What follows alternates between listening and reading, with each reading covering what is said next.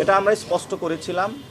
আজকে কালকে যাচাইয়ের পরে এটা আসবে। আমাদের টোটাল আমরা 47টা দিয়েছিলাম, এর মধ্যে একটি অ্যাকসেপ্টেড হয়নি, ওনার একটু সময় লেট হয়ে গিয়েছিল। বাকিগুলো অ্যাকসেপ্টেড হয়েছে।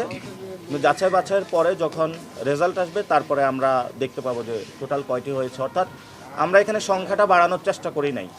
আমাদের কয়টি আসনে ইনশাল্লাহ আমরা জয় ছিনিয়ে নিয়ে আসতে পারবো সেটা চিন্তায় করে দিয়েছি। এবং জামায়াত ইসলামী, ইসলামী আন্দোলন, এবি পার্টি এবং যে আমাদের জোটটা রয়েছে, মামুনুল হকের পার্টি রয়েছে, আমরা সবাই মিলে যাতে সরকার গঠন করতে পারি সেই প্রচেষ্টার অংশীজন হিসাবেই আমরা এই জোটে মনোনয়ন জমা দিয়েছি। এবং যে বিজয়ী আসন হিসাবে আমরা নিয়ে আসতে পারবো সেখানেও হলো বিজয়ী আসন হিসাবে আমরা বেশি দেখেছি, আমরা সংখ্যা বাড়ানোর চেষ্টা করি নাই। আর বাংলাদেশের বর্তমান যে পরিস্থিতি রয়েছে, নির্বাচন কমিশন ইলেকশনের তফসিল দেওয়ার পরে আমরা নির্বাচন কমিশনকে বাংলাদেশে আর দেখতে পাচ্ছি না। চিফ ইলেকশন কমিশনার থেকে শুরু করে বিভিন্ন জায়গায় বাংলাদেশের বড় ধরনের শোডাউন হচ্ছে পলিটিক্যাল পার্টিগুলোর।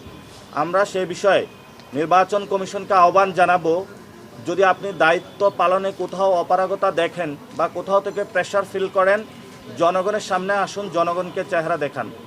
এই যে 2 দিন যাচাই বাছাই প্রক্রিয়া চলতেছে, আমরা এই ধরনের নির্বাচন কমিশন থেকে একটি স্টেটমেন্টও দেখি নাই। এবং গত 1 সপ্তাহে যে বাংলাদেশে ছবির মহড়া হলো, পোস্টারের মহড়া হলো, সেই বিষয়ে নির্বাচন কমিশনের কোনো পদক্ষেপ আমরা দেখি নাই।